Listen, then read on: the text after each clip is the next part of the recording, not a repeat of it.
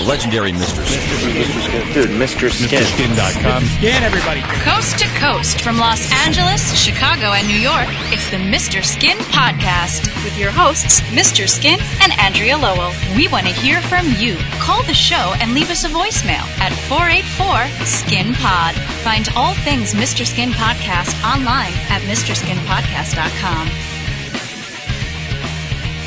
Hey everyone, welcome to the Mr. Skin Podcast, episode 40, and I am so stoked. It is a glorious day of all things nudity, and I'm joined with Mr. Skin right now in Chicago. How are you, buddy? Doing great, Andrea. How are you?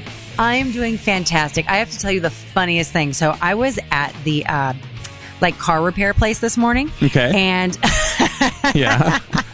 And I'm looking over, the topics we're going to discuss. And of course, I don't want to, blow anything up, but I was looking at a pair of our favorite boobs without giving it away. Yes, I know what you're getting at. I'm mesmerized, and I have it on my phone, and I have, an iPhone 7 Plus, so the screen is gargantuan. Mm-hmm. And I noticed this guy is just standing behind me, because to me, having titties on my phone is every day. Right, right. And you're used to guys standing behind you, looking at you, not at your phone. Trying to look down my shirt. Right, and exactly. I was just like, that's when I realized, okay, this is not safe for anything. So I have learned the lesson, do my Mr. Skin podcast prep in the privacy of my home. Otherwise, I might have lurkers. Yeah. Well, no, it's the same, like for me, like even on my desktop, I forget, like I'll save stuff to post to the website, and I'm doing radio shows, so I'll post little collages and things up on my desktop, and I forget when I'm at home. My kids will be like over my shoulder, and I'm wondering why my 11-year-old son is so often standing over my shoulder while I'm on the computer, because a lot of times just on the desktop I have it's just funny. I'll just have, you could see these boobs, you'd have to click on it to open it and really see, but I mean, I can't even imagine when I was 11 to have access to the boobage that kids of today have, you know what I'm saying? Oh my gosh. I know for me, when the whole internet thing really started taking off, and I remember you had to have AOL, and you would do the dial-up, and it'd be the dial tone forever and that weird internet connection noise. And this was, back in the day when it was just starting. Yeah. I was just ending high school. And so for me at like 17, 18 years old was when I got like exposed to this whole world of, oh my gosh, there's nudity and there's weird stuff online. Oh. And I even thought that was, pushing the envelope a little bit. Right. So just the fact that it's available to all ages, it's such a weird time to live in. Yeah, because you could even be like 10 or 11 and see great nudity, whereas, I mean, it was impossible. When I was a kid, it was impossible. I mean, impossible. It was a struggle. We had to, sneak into people's uncles' closet drawers and things and find their Playboys or their penthouses. So did you do that? Did you do that as a girl?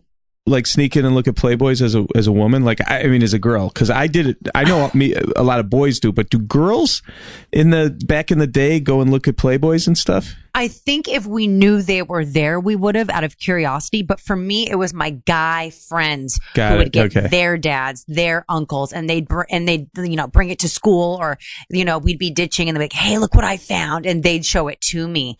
But I don't know. I don't know. But I remember when I was first seeing like my first Playboys, it was very hush hush, secretive. Oh my gosh, we shouldn't be having this. We shouldn't be looking at this.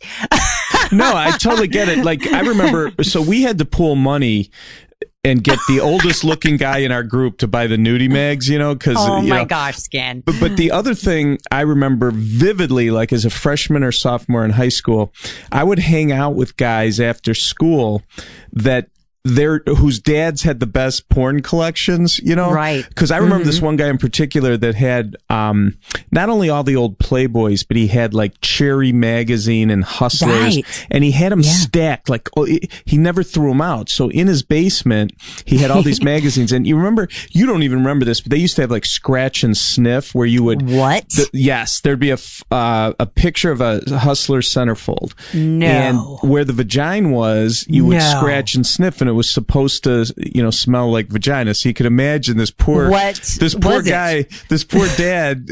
Every time he'd probably open one of the old magazines, we had used a coin. Yeah, and it would be like, there'd be a hole in it. I never really understood until I actually was near a real vagina. I don't think it ever smelled like what it actually does, but it was fascinating as a youngster. What was the aroma? Was it like cherry perfume or what was it? It ended up smelling like the magazine because we had it's supposedly is like flowers is what everyone says it smelled like because they were tricking you as a youngster. But totally.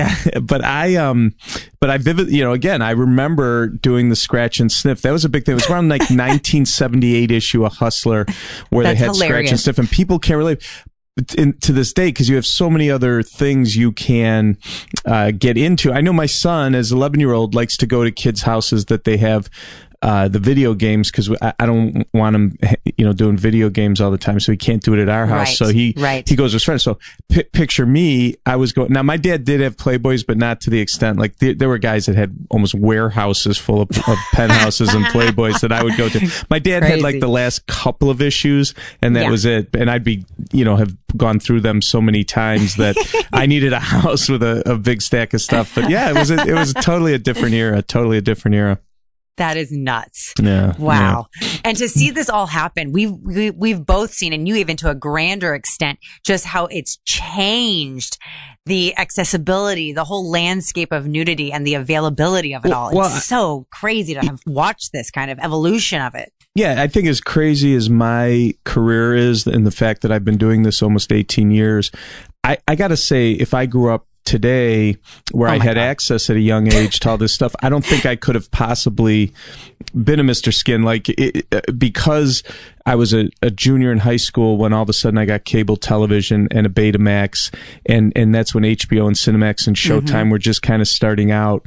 And I was just so fascinated by it. I just don't think I'd be fascinated by that stuff as a junior in high school if I was growing up today. You know what I mean? Because there's a lack of appreciation when it's just everywhere and we're oversaturated with it. I feel you, Mr. Skin. Nope, it's 100%. It's like all the stars were aligned. If I had grown up today, I don't know what I'd be doing for a living. Thank God I grew up. Thank God I was a young kid in the 70s and into the 80s and could really appreciate nudity, which led me to this crazy and wild career that I have. So. Absolutely. I'd much rather have you doing the work of Mr. Skin than have you still working at the Merc and never know what could have happened. If I was still working at the Merc, I don't even know if I would be able to afford to do a podcast. So anyway. And we don't mean the Merkin factory, just in case people are new to the show and have no idea what we're talking about. Mr. Skin never worked for a Merkin factory. Well, if I was still at the Merc, my next job would be sweeping floors at a Merkin factory because I was going nowhere. I was going nowhere at the Merc. Thank God I left it to do Mr. Skin in 1999. Gosh, it's a different time. Yeah. Well, the stars did definitely align, and it's so great because talking about the stars aligning, I think you have some pretty big news for us about the Wacket Bracket, don't you? Yeah, it's really cool. Well, first of all, I wanted to mention. So when we taped the podcast last week, we did not know who the winner of our Wacket Bracket was because the NCAA championship was last Monday, and then we taped on Monday, and then we were going to announce on Tuesday the winner. And remember with the Wacket Bracket, what it is, if you haven't been, if you don't know our website or hear me talk about it on the podcast, we have 64 actresses that we started with, and we did it like the NCAA basketball tournament bracket where we had 4 1 seeds, Alexandra Daddario and Scarlett Johansson, Margot Robbie, and then Salma Hayek. And I've said this before, but our guys did a wonderful job because it's not just other radio websites and people. We're not the first to invent, a bracket to vote on hot women. But what we did through Mr. Skin is we decided to kind of go with the millennial girls, the ones who've been popular from 2000 on, but also did it in a way where when you come to vote, you get to see each of these actresses' best nude scenes by just mousing over their beautiful modeling pictures. So you see these beautiful modeling pictures, so you get an idea of what the actress looks like at her best. And then you mouse over that, and you could see their best nude scene behind it. Well, as you can imagine, it was totally free at our website. We had hundreds of thousands of people vote. And as all along the NCAA tournament, you could follow along, and it would go from 64 to 32 to 16. So when we did the podcast last week, it was down to Alexandra Daddario, last year's winner, and Margot Robbie, the girl from Wolf of Wall Street. So we didn't know who the winner would be. So we had no idea who it would be. No idea. So we wake up Tuesday, and the votes are counted, and the winner and repeat champion is Alexandra Daddario. And here's the thing. If you go back, which I did again today, because sometimes I just need to do it just to see greatness one more time. If you go back and watch that scene from True Detective with Alexandra Daddario and Woody Harrelson. Oh, yeah, baby. See, what happens is, when I do shows, I have to usually choose one picture that represents the scene. And I usually choose the one where you could see her double D breasts, and her face. And that's kind of the representation of the scene, because you can't show 50 pictures when you're going on a show. They got to focus on one. So, but for you, Andrea, I put up just a couple more extra pictures of what happened in that scene. And God bless you, man, because when you have a still shot of her getting off of Woody's lap. Yes. And had you not provided the still, I wouldn't have seen what I am so thrilled to have seen. Lippage. Yes. The major lippage, and I'm a big fan of this. Yes. No. Well, it is. And to watch the scene again is to appreciate. You forget. Well, I don't forget, glorious. but I have to see it again just to enjoy it again. But you forget that she bent down. You see a rear view. You could even see rear burger in one scene. Can. And then you bring up the scene where she was wearing the white shirt and she lifts her legs and you could see lips and bush. Yes. It is such an incredible scene. Hot. It's like, the more I see this, the higher this jumps to me in the all-time greatest nude scenes of all time. And, the scene is just, I can't say enough about it. Well, anyway, the voters, the hundreds of thousands of people that came to our website to vote on this, all agreed. And she won for the second year in a row. Now, what we then did through our social media, Serena here from our office posted on social media, hey, just shout out, Alexandra Daddario wins the Whack-It Bracket this year, and we tagged her on Twitter. Okay. So we do this about a half hour later. Alexandra Daddario at her Twitter account posts this, and now she has about 600,000 followers. She posts this. Wow. What can I say? To all the men who've ever turned me down, now all you can do is look at photos and cry the salty tears of regret. Oh, brutal. Yeah. Well, how great is that? The fact she was so proud of winning the Whack-It Bracket. And, people ask me all the time, what do actresses think of what you do, because you're pulling just the nude scenes out of movies. What do actresses think of that? And in the past, I've had times where, like, Eva Amore, Susan Sarandon's daughter, won a Anatomy Award one year, and she posted how proud she was. I think it was for Best Breasts, and she said, how proud she was and all of that, and that was cool. And I remember Sarah Silverman in last year's Anatomy Awards when she won Best Sex with a Teddy Bear. That was interesting. Yeah, she did like an acceptance speech, like just kind of tongue-in-cheek acceptance speech, which was really cool. But the fact that Alexandra Daddario, instead of avoiding it or being uptight about ignoring it or doing the many things that celebrities could do about it. Yeah. Oh my God. And I guess it was like retweeted like 1,100 times, or I don't know, some crazy amount. And then we were looking like Adam Devine. Adam Devine, he was in that Mike and Dave Need Wedding Dates. He was also, I remember he played the oldest daughter on Modern Family's boyfriend, on, Modern Family. He's in Workaholics. That. So pretty happening guy. He's probably best known for Workaholics. But anyway, he tweeted, "Oh my God, you to her, you won the Whack-It Bracket," and she said, "It's truly an honor. Thank you for your support." Like, I mean, it was like the very cool day here at the Skin offices, because I do care that I don't want actresses to be freaked out that we're what we do. I mean, I always say really positive stuff, and that's our rule here at Mr. Skin when an actress is naked. But it's nice to know that someone thinks it's cool. And let's face it, you're up against 63 of the most beautiful women in Hollywood and television, and guys voted for you as the sexiest actress. That's an honor. Wouldn't you? I mean, you're a woman. Wouldn't you be happy winning something like that? I am telling you, I would get it printed out. I would make myself a little trophy. I would put it on the mantle. I mean, this is something to be proud of.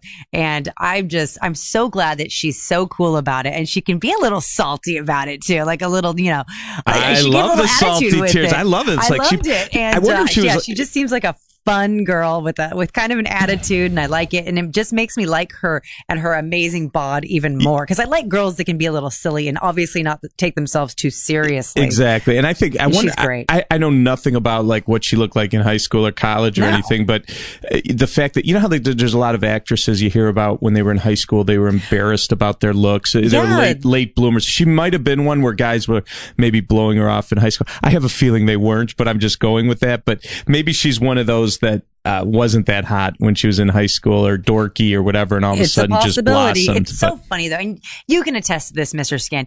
It doesn't, like, when you're a young guy, I remember there was girls that were very overdeveloped, and it didn't matter what their faces looked like. Guys were all over them just because they had boobs. Yep. So you're talking to one of those guys, by the way. If she was a late bloomer, it must have been real late, because those are some gargantuan natural boobs. I can't imagine any guy would ever turn her down.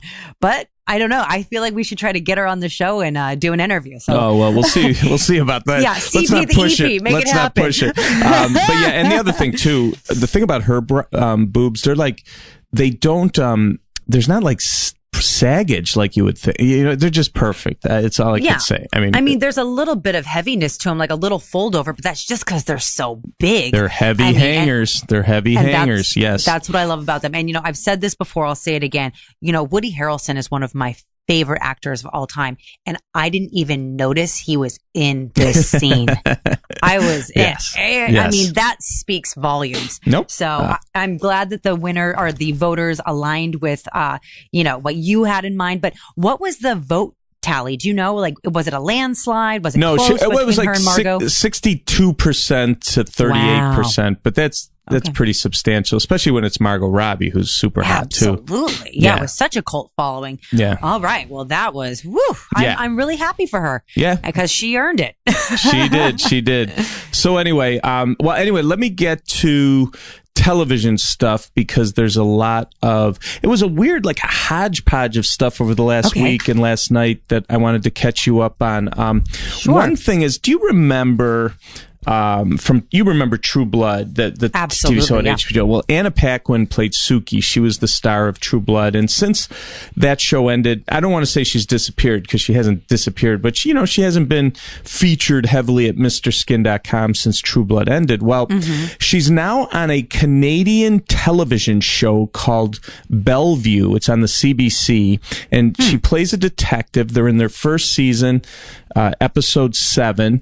And our guys, we go through everything, as you know, and lo and behold, Suki had a pretty hot sex scene where she showed breasts and butt. And I know she plays, I haven't watched the show, but my guys tell me she plays a kind of a detective who's into punk music and has tattoos on her body. And she looks a little different, because, like, can you see the tramp stamp above her butt in the GIF we're showing you there?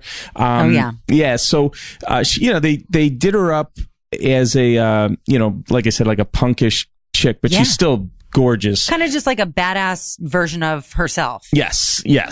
And anyway, in this show, which I'm sure a lot of our listeners don't even know exists, it's called Bellevue, and like I said, from the Canadian CBC network, and we're all over it. So we that was kind of big at our website, that Anna Paquin's back at MrSkin.com. And you remember, she was one of the youngest Academy Award winners. Yeah, the pianist, right? Yeah, back in the day. And she really, has grown up to be not only a beautiful actress, but one who's not afraid to do nudity. So that's going on in the world of television. I wanted to share with you. But love that. I have a bunch of other, like I said, it's definitely a hodgepodge. So it's a bunch of shows. Maybe some you've heard of, some you haven't. But bring it on. Let me start with Harlots. Now, I did talk to you about this either last week or the week before. It's that Hulu show about a brothel run by Samantha Morton, and her daughters Jessica Brown Finley from Downton Abbey and Eloise Smith are in it. And now, I was going to ask you about this Holly Dempsey's areola, because for some reason these kind of areolas are very sexy to me. So she's laying in bed, and you could tell those are real boobs, Andrea. Yes. And the sheet's down, and someone comes in to wake her up at the brothel. And this is a British actress. You probably Holly Dempsey. She's not super famous or everything, but I mean, the name sounds vaguely familiar. The oval and bumpy areolas. Not to get too graphic here, but I always have been a fan of the bumpyolas.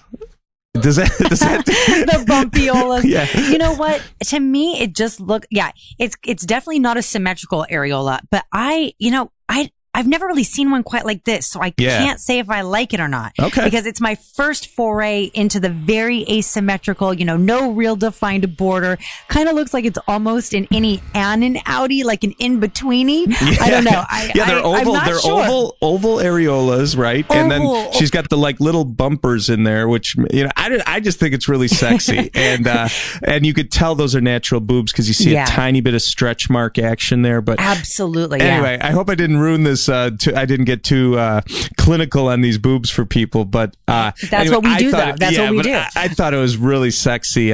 This caught my attention. See, what happens with this TV stuff? I get at my desk, this is my job. The people at our company go through every single television show, every episode, and some things are whole series released in a week. Some are just one episode per week. But like I said, I've told you before, we have over 100 television shows we have to keep track of. So I get a lot of stuff sent to me. This scene really caught my attention as my highlight of the, one of the things I wanted to talk about this week. It's the bumpyolas. Yeah, it just did it for me. So, and typically when I think of a bumpyola, I think of an areola that is smooth but has the little Montgomery gland bumps around the edges. Okay. This takes the bumpyola up to a whole new level. Yes. So she's really up the ante here. Yes. So this is like a whole new subcategory of bumpyola. Of course, you can go to MrSkinPodcast.com to see what we're talking about, or of course, MrSkin.com if you want to see the video and all that. But anyway, it's the show's called Harlots. They're 2 for 2, season 1, 2 episodes, and it's about a brothel. So we got a lot more nudity to talk about from Hulu's Harlots. So that was something. Another show that I haven't talked about too much lately is it's called Rogue, and it's from the Audience Network. And it's funny because we talk about this at the office. This doesn't get a lot of play as far as write-ups on the show or reviews, and I don't even know critically what people think of this show, so I don't have much to say about it, whether you should or shouldn't watch it. I truly do not. No, I haven't watched it, but I don't have a long list of critics I trust that have even reviewed this show, Rogue. The show. You have to have DirecTV because it's original programming from DirecTV called the Audience Network. And the big thing we noticed about it was last season, Ashley Greene, who's Alice Cullen from the Twilight movies, made her nude debut on this Rogue, and she's still on the series. We thought she died off at the end of episode 3, but then all of a sudden, of the end of season 3, but in season 4, first episode, she's in the hospital and she's fine, which is cool with us. We don't give a shit. We just are happy she's still there. But anyway, so this I saw the guy sent me from this week, season 4, episode 3, this girl with the crazy name of Zibby Allen. And if you watch the whole scene, Andrew, it's really sexy because she's fully dressed and her and this guy start going at it. And it's real passionate, and he but he takes off all her clothes and she helps, and she gets completely naked. But nice breasts from Zibby Allen. And some perky ones. Yeah. And I tried to look up just so I'd have a frame of reference for people, like who the hell's the Zibby Allen from Rogue? Right. She did like 6 episodes of Grey's Anatomy as Nurse Zibby. So there you go. That's her. Yeah, but she's someone we don't know much about, but she was really sexy and this is a really hot nude scene. Now, in the same episode, Ashley Greene showed up in like a tank top showing some really nice pokies, and we were digging that too, but I just wanted to show you the nude scene. So Rogue, season 4, episode 3 from the Audience Network, the same series that did bring us Ashley Greene nudity, has had a nice nude scene this week from your favorite name, Zibby Allen, this week. Love it. Yes. Well, now I know know who Zibby Allen is, and I can't forget that. Some nice Zibbies. Yeah. So now there was another show. So, I'm a big Howard Stern fan, and last Monday, Hank Azaria was on promoting his new show from IFC called Brockmire. Now, Hank Azaria his claim to fame, and rightly so, is he does all the voices on The Simpsons, like Moe and Chief Wiggum and Abu. And that's crazy. The fact that he does all those voices is just so astronomically just pure talent. Oh, it's a crowd. He was doing them on Howard Stern, and he's awesome. I love that. And they were saying like he's making like $300,000 an episode. It's crazy to do voices. Anyway, I'm a big fan of his, and he was on the show, and in this Brockmire, which is on the IFC, this new series, he was there to promote it. He plays a Major League Baseball announcer who his wife cheats on him, and he has this really embarrassing and very public meltdown on the air of a Major League Baseball game, like just getting all pissed off about his wife cheating and all this stuff. So he loses his job, and it's like 10 years later, and he comes back as an announcer in this shitty little town, minor league type of thing. So he's playing an announcer with, and he meets Amanda Peet. So I guess she works in the front office of the baseball team, and I haven't seen the episodes. There are only 2 episodes in, but I've seen all the nude scenes, including there was a scene where Hank Azaria, I don't know what the circumstances was, but he strips completely naked with Amanda Peet sitting there completely naked and runs around the bases. And I think from what I could see in the video, he was, I think, recreating the Kirk Gibson arm pump when he hit the home run against Oakland in the 88 World Series. But anyway, he was completely naked running around the bases. Now, they showed Amanda Peet in one episode. They hook up in this first couple episodes. She strips down to her bra and panties, and I think she's super hot.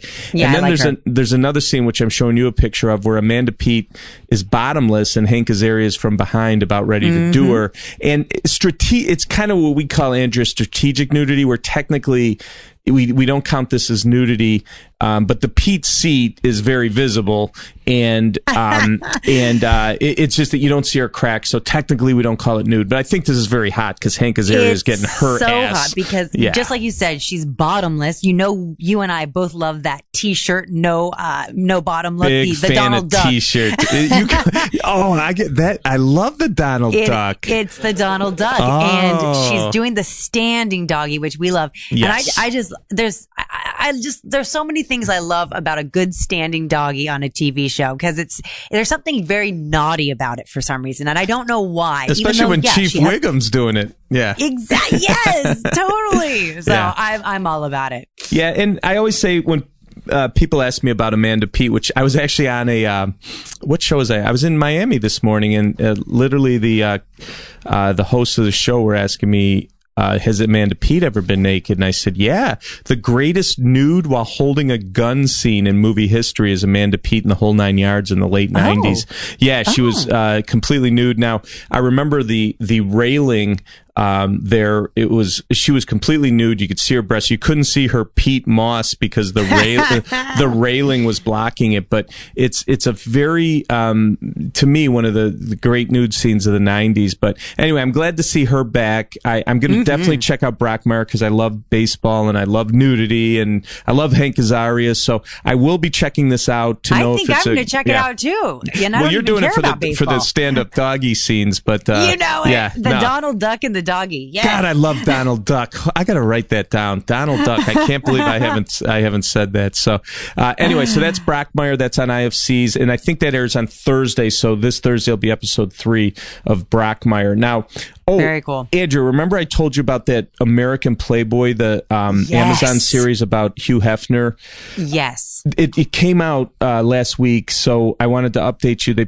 Amazon put it out, and they had all 10 episodes come out. So, of course, busy day last week at the Mr. Skin offices. My guy's going through all 10 episodes. But as you can imagine now, I do want to say that this is it's a series where they show real Playboy stuff from the magazines and centerfolds, documentary type things, but then also you have Matt Whalen playing Hugh Hefner, so they act out a lot of stuff. So it's a combination, almost like a docudrama, but with some real footage and then some where they act out Hef's early career. And it's mostly about the early days of Playboy. And what was really cool that I noticed, it was funny because I haven't watched this yet, but of course my guys have been through all of this. But when I was going through the pictures, I said to my guys, okay, this first one of Jade Albany, she had to be playing Janet Pilgrim, the first girl next door.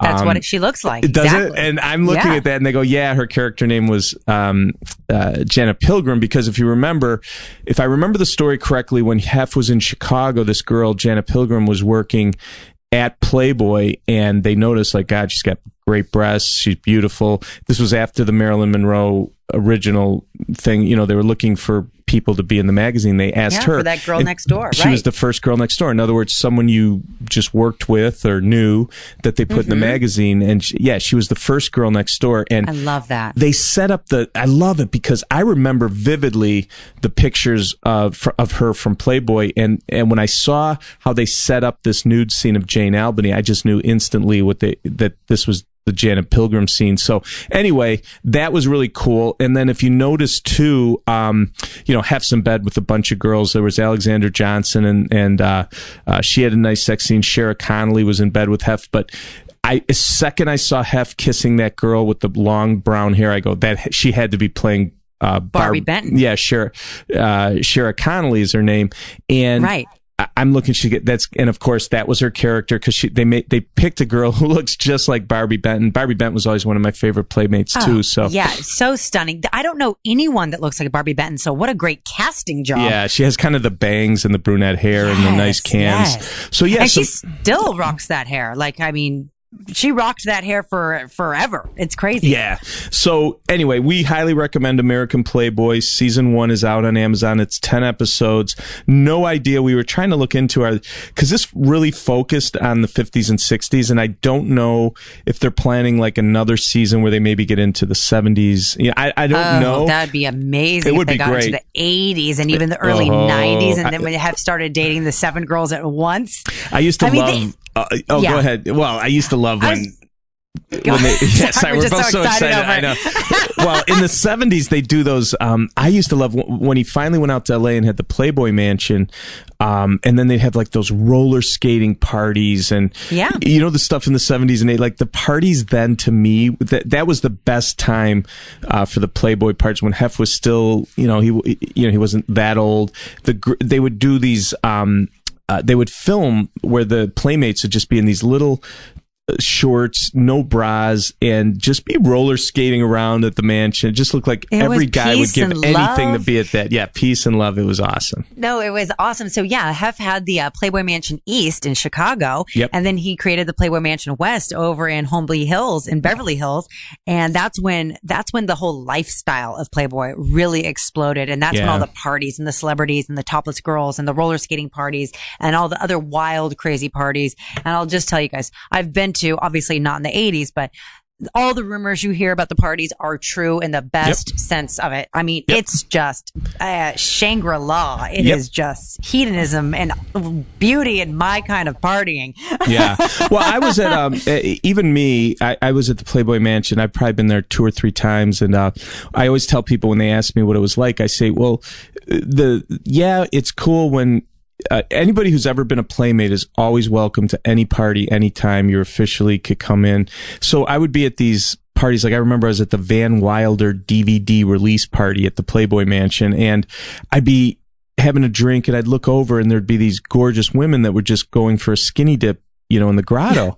And I said, what's going on? They said, oh no, those are former playmates. They're allowed to come here, whatever. But the thing, and that's cool, but the thing about the Playboy Mansion for me that really is the great thing about the Playboy Mansion, it makes women, it causes women that maybe aren't naturally exhibitionists, or they're not playmates, or they're just wives or friends, a group of girls that'll go to the Playboy Mansion, and they will do the thing where they'll say, if I'm ever going to go for a skinny dip or get naked in public, it's going to be at the Playboy Mansion. And in the grotto. I saw it with my own eyes women that were, just like the wives of some executives there that said, this will be fun. Let's just strip naked and go for a skinny dip in the grotto, and just to say we did it. And that's the great thing about the Playboy Mansion to me. I got to tell you this quick story just because it's the same thing, but to a grander scale. So Hef has these private parties, okay? Oh boy. And these private parties are where it goes down. And so there's a lot of secret hidden rooms and passageways. Yeah, I saw those. Yeah, okay. That's cool. So there's a couple secret sex rooms off of the game room. And I was hanging out with Ron Jeremy, and this couple walks up to him, and this guy says to Ron, hey, we're at the Playboy Mansion and it'd be our fantasy. Can you just like fuck my wife right now in front of me? Jesus. Just because we're here and it's a once in a lifetime thing. And Ron's like, all right, here we go again. Like he's done this 1,000 times. Yeah. And he starts fucking this guy's wife. And I actually was like, I'm going to excuse myself because I don't find Ron, I don't want to watch Ron fuck. Like that's my friend. And to me, he's not sexy. And right. It was just like, but you're right. There's something about the Playboy Mansion that lets people's freak flags fly. Yep. They don't care. They will do anything because they're just surrounded by this sexual energy. Yes. It's crazy. Well, I'm glad you got to experience that. Yeah, and I agree. And you actually saw sex. Like I just saw. I've seen a lot more than that. No, I know you have. I know it. But I just to me watching, civilians, regular people get naked at a party and just go swimming or walk around naked. To me, was such a thrill. I can't say it made the Playboy Mansion to me always. I'll always have special memories of that place. So. It's magic. Playboy, the mansion just has that effect. Because that couple that I saw, that woman who was boning Ron, they were just a regular couple. I don't know if they were famous or anything. Yeah. I was just like, that's wow. That's what makes it so hot. That's what makes it so hot. It is hot. All right. So what else is going on TV? Oh, a couple other things. I did want to mention that.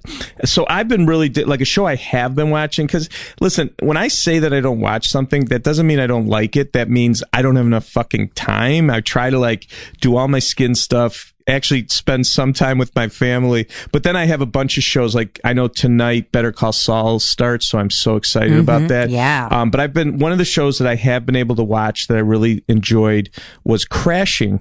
And it's an HBO show starring Pete Holmes, and Judd Apatow produced it. And it airs every Sunday night. And they just finished. They had an 8-episode first season, and they've renewed it for a second season.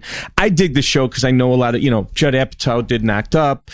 I think Pete Holmes is really funny. And then Artie Lang, who I know from the Howard Stern show, has been a regular cast member on there. So, anyway, I dig the show a lot. They've had some nudity, not a ton, but in the last episode, Pete Holmes was in Artie Lang took him for breakfast at a strip club and then gave a stripper like $400 to take Pete Holmes, who's really uptight and very religious, even though he's a comedian. He takes him for legs and eggs at the strip club, and she's giving him a lap dance, and he's all uptight. And he actually, this girl who we had never heard of, her name was like Sarah Joy Ross. This plays a stripper. She gets naked, and then he is so embarrassed he puts her little top back over her breast because he thinks she's degrading herself or whatever. So it's a whole scene. But anyway, that's the girl who was naked on Crashing. But I just wanted to give a shout out to Crashing, which I like personally as a show, but also featured some decent nude scenes and obviously tons of laughs and sexual situations. So it's Crashing, and I'm psyched that they're going to do a second season on HBO. I'm looking forward to that. Yeah. Sounds good. Sounds fun. And one other thing, Billions, they're in their second season, 8th episode, Sunday night. That David Costabile, who plays Damian Lewis's right-hand man, the COO of Axe Capital, he took a bunch of clients to another strip thing for a lap dance, and these random girls nobody you guys ever heard of, but there was some nice nudity on Billions, season 2 episode 8 on Showtime on Sunday night. So that was one thing I wanted you to know about. And very cool. Last but not least, coming this week, listen to all this cool stuff coming this week. So when I talk to you next week, we'll be updating you. They have the final season of The Leftovers, which has had some really interesting nudity. Liv Tyler showing bush and different things. That premieres Easter Sunday night, the 16th on HBO. Final season next Sunday debuts, so we'll be all over Leftovers. Andrea, I love Leftovers. Speaking of rising again, I will be rising again when I watch the Leftovers on Easter Sunday night. So yeah. Anyway, and then Stars. Yeah, Stars has a show that we're anxiously awaiting at MrSkin.com called White Princess, which is a spin-off of White Queen, which was a Stars show that we dug because this Rebecca Ferguson was super hot and she did a ton of nudity in White Queen. So this is like a spin-off of that. So we're anxious to see a girl named Jodie Comer. How about that for a name? Ooh, yes. I know you like that.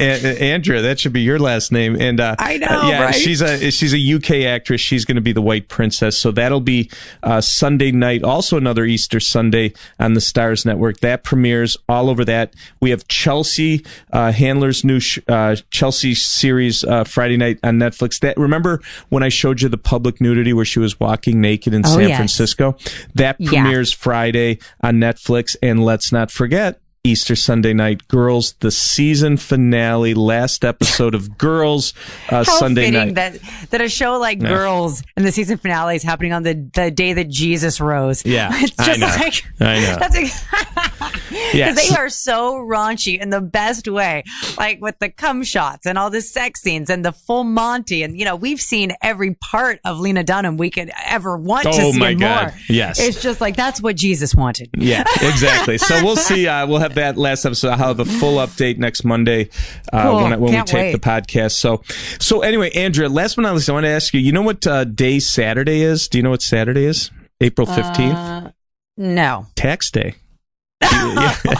I don't deal with that stuff. Okay, that's a head of the household type of thing. Okay, you are just to you.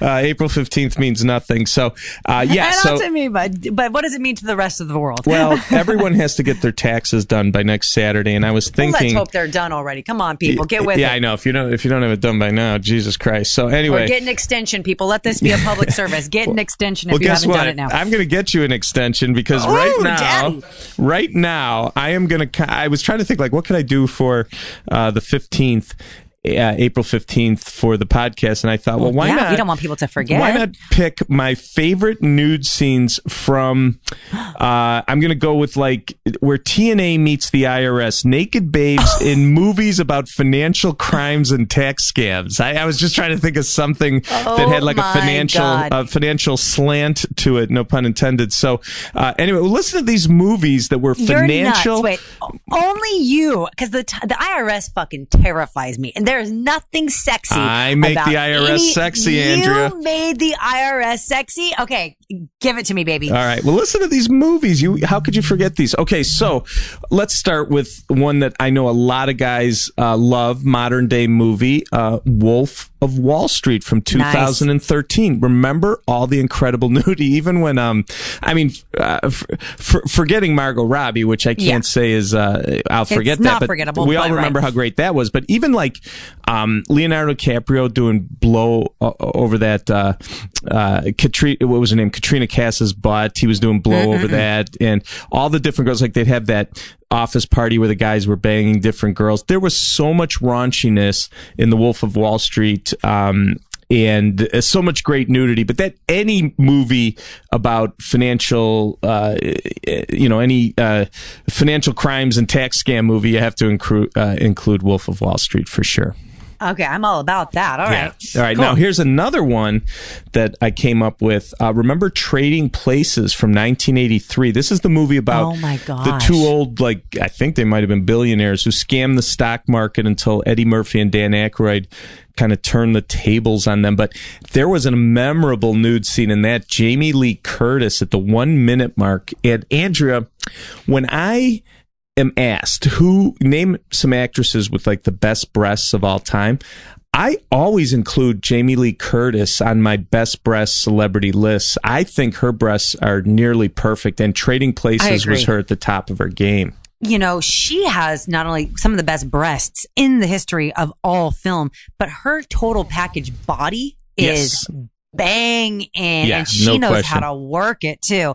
She's like, you wouldn't necessarily be like, oh, she's so stunningly beautiful, but she is, because she knows how to. She's sensual, if that makes sense. Yeah. She's a little freakadeek, and you can tell. I love. She's love married her. to Christopher Guest. Remember the strip scene in True Lies? Yes, I do. The great leg action. 100% do. She's really she sexy. was killer. Yeah, but I would say that some of the best nude scenes in the 80s were Jamie Lee Curtis, and definitely some of the best breasts. So that made my tax day IRS meets Naked Babes movie. So we have the Trading Places. Now, another one is American Hustle from 2013. That's the movie with Christian Bale, Bradley Cooper, Jennifer Lawrence. It was inspired by the early 80s ab scam sting in which these FBI agents posed as Arab oil sheiks to catch these congressmen taking bribes. But American Hustle is a great, cool, businessy, political movie that definitely was a scammer movie. And people forget Amy Adams had some really nice scenes in that movie. One up on stage and just showed some breasts. And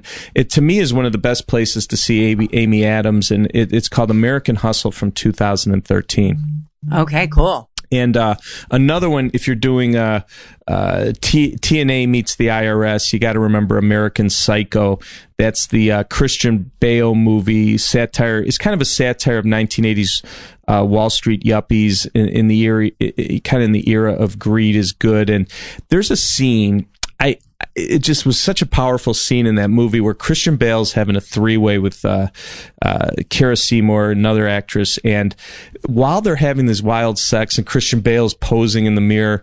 I'm like, I don't remember what you're talking about. Like, the narcissism. Yeah. How could I forget? Oh my God, yeah. Don't just stare at it, eat it, and the narcissism. Yes. And then you hear the Susu Studio, Phil Collins playing in the background. Yes. And it's just such a crazy scene, but it's one of my favorite sex scenes of all time, and that American Psycho, and that was all about, the Wall Street yuppie Greed is Good stuff. So American Psycho's on my list, and one last one from that era, or just a little before, is of course Wall Street, where the actual Greed is Good with Michael Douglas and Charlie Sheen.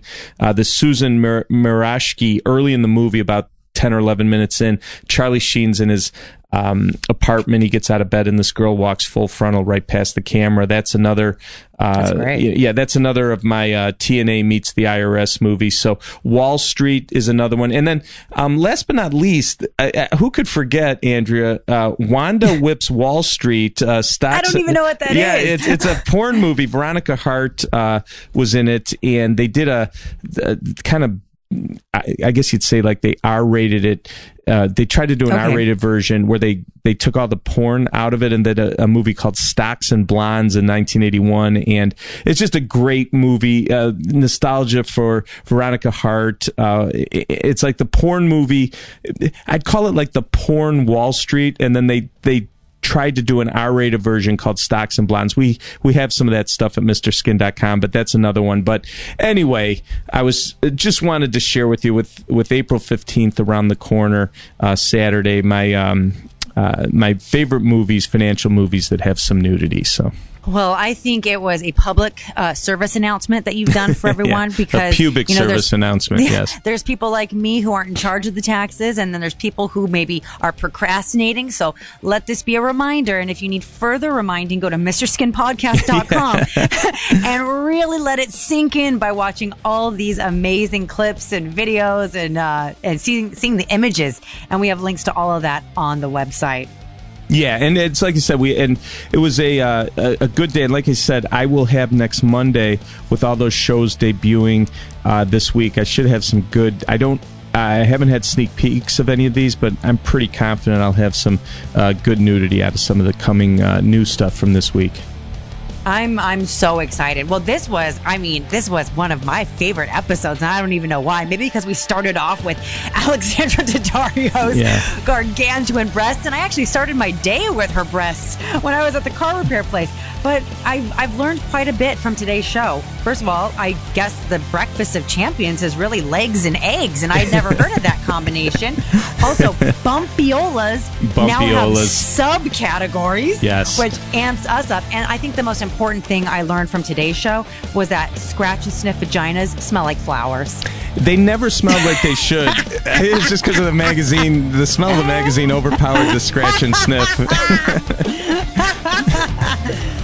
Well, that was so much fun, and I can't wait to do it again next week. So we'll see you guys with episode 41 in a week. You got it, Andrew. Thanks. All right. Bye, guys.